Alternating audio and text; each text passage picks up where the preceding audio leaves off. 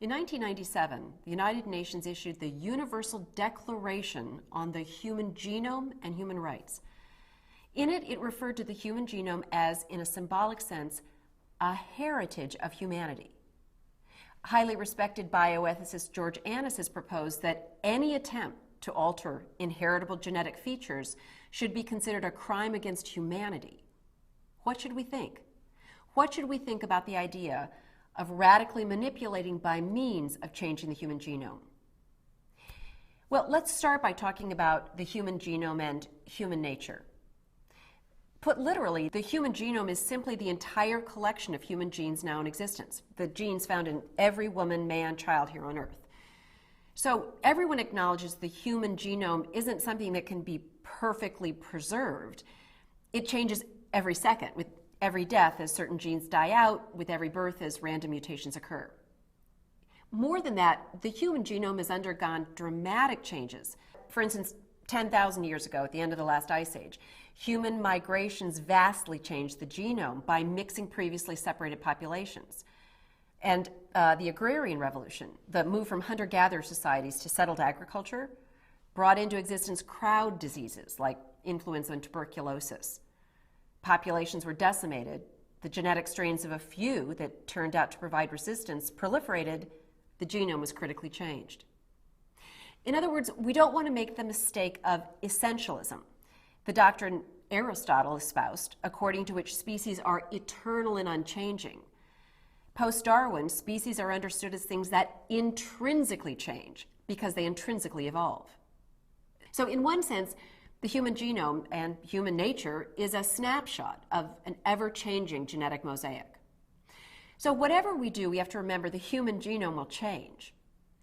The question, instead, is about our direct, intentional alteration of the human genome and whether that's problematic. So two groups are battling about this. Bioconservatives, like Francis Fukuyama, defend that altering the human genome is intrinsically immoral. They see the genome as inherently connected to the idea of human dignity. On the other side, transhumanists vehemently disagree. The philosopher Nick Bostrom is one of them. He states, transhumanists view human nature as a work in progress, a half-baked beginning that we can learn to remold in desirable ways.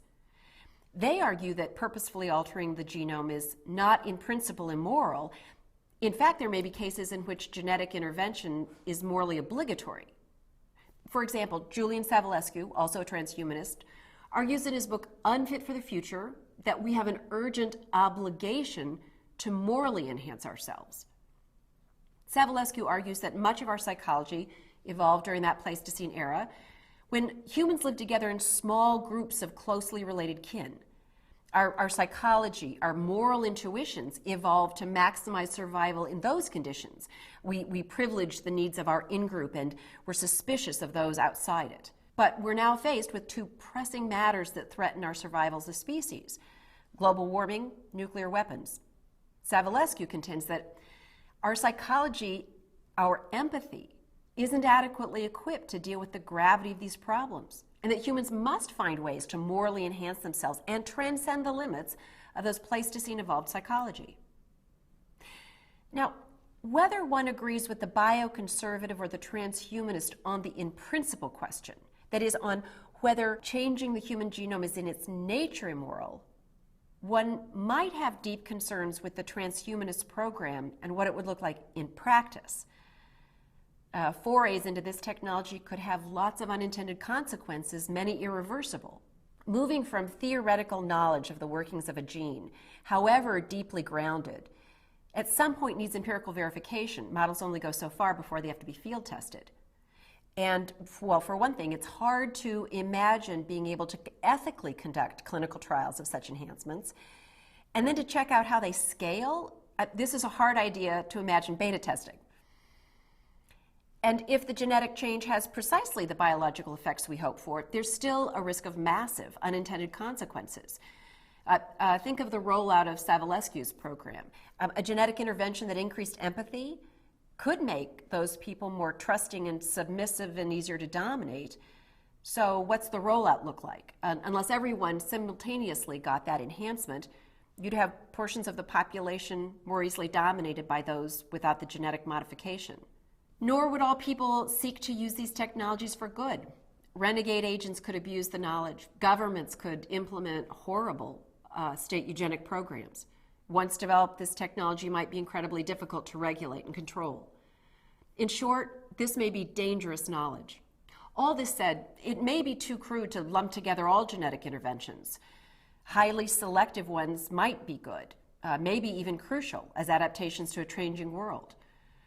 For instance, imagine some people get beneficial mutations that are more adaptive to challenges like lessened ozone, warming world. Well, evolution takes a very long time, namely generations, to disseminate any new beneficial design. An intervention to more directly disseminate that gene, if supported by careful scientific review, if endorsed by the world community, might be very different from a rogue government creating superhumans. This last thought points to one of the most interesting and arguably important points. Whom does our genome belong to? A key aspect of the UN Declaration is that it belongs to us, that it is a common good, not a private good. Hence, one might well think that decisions about whether to do any intentional changes to the genome belong not to individuals, not to corporations, not to individual governments, but to all of us.